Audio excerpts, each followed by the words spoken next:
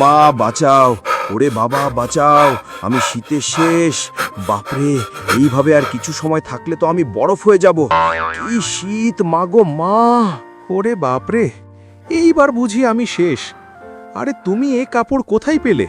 তোমার তো দেখছি কোন শীত লাগছে না। আর বলো না বড় ভাই, এসব কাপড় মানুষের বাচ্চার আমি রাতে চুরি করে এনেছি। তোমারও কি চাই নাকি? না বাবা, মানুষ যা বিপজ্জনক, এদিকে আবার মরণ শীত। না, একটা ব্যবস্থা করতেই হবে। চলো দেখি। ওই যে দেখছো কাপড়, যাও ওখান থেকে তোমার পছন্দ মতো একটা নিয়ে এসো। কিন্তু কেন জানি মনে হচ্ছে এগুলো হাতির গায়ে লাগবে না। কি বললে তুমি? তোমার এত বড় সাহস? পরে দেখে নেব। আমার ভুল হয়েছে, ক্ষমা করে দেন।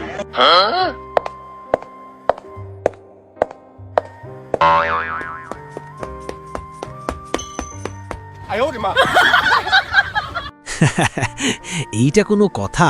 এত কষ্ট করে শেষমেশ একটা মেয়েদের কাপড় আনতে হলো। মনে হয় এভাবে হবে না, রাতে যেতে হবে, চুপি চুপি। তাহলে ভয় পেয়ে দৌড়াতে হবে না। রাতে মানুষ ঘুমিয়ে থাকে। ঠিক আছে, আজকে রাতে তৈরি থেকো।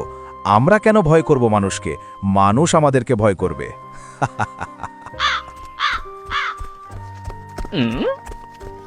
হায়রে, কি দিনকাল এলো! কাপড় ছোপড় শোকাতে দিলে নাকি চোর নিয়ে যাচ্ছে। ঘরের এক কোণে নাকি লুকিয়ে থাকে, সুযোগ বুঝে ঘরে ঢুকে শীতের জামা কাপড় নিয়ে যায়। একটু গরম পানি করে দে তো মা, বাইরে ছিটিয়ে দেই, চোর থাকলে পুড়ে যাক। এই কথা শুনে বেচারা মোটু আর পাতলু এক দৌড়ে পানে পনে বেঁচে যায় এবং তারা সিদ্ধান্ত নেই আর চুরি করবে না। এভাবেই তাদের দিন কাটতে লাগলো। একদিন হঠাৎ সেই রাস্তা দিয়ে যাচ্ছিল এক কাঠুরিয়া। সে তাদেরকে দেখতে পেল, কিন্তু সে ভয় পেল না, কারণ তারা ঠান্ডাতে কাঁপছিল। এটা দেখে কাঠুরিয়ার খুব কষ্ট হয়।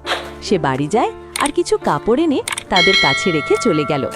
এদিকে মোটু আর পাতলু কাপড় দেখে খুশিতে নাচতে লাগলো। আর কি ব্যাপার, এই কাপড়গুলো কোথা থেকে এলো? মনে হয় শাকচুন্নিরা আমাদের পছন্দ করে, তাই উপহার হিসাবে দিয়েছে। তখনই গাছ থেকে একটা টুনি বলে উঠল, আরে না না, তোমরা যা ভাবছো তা একেবারেই সঠিক নয়। একটা মানুষ তোমাদের এই কষ্ট দেখে এই কাপড়গুলো তোমাদেরকে দিয়ে গেছে। দেখলে মানুষ কত ভালো, আর আমরা রাতে একা পেলে তাদেরকে ভয়ঙ্করভাবে ভয় দেখায়। তাদের মন কত ভালো। আজ থেকে আমরা আর ভয় দেখাবো না, কেমন? তারপর থেকে তারা আর কাপড় চুরি করত না। এভাবেই তাদের দিন কাটতে লাগলো। আর আমাদের গল্পটা শেষ হয়ে গেল। গল্পটা ভালো লাগলে একটা লাইক, কমেন্ট, সাবস্ক্রাইব করতে ভুলবে না বন্ধুরা। আল্লাহ হাফেজ।